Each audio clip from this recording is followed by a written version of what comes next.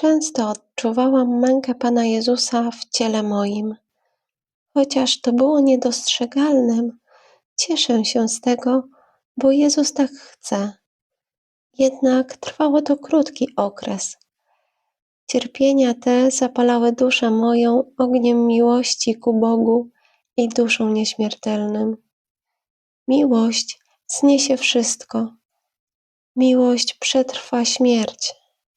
Miłość nie lęka się niczego. Był to 46. fragment z dzienniczka siostry Faustyny.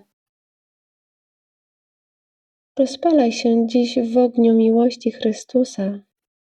Ona zniesie wszelkie cierpienie. Dzień dobry, kochani. Błogosławionej niedzieli Wam życzę.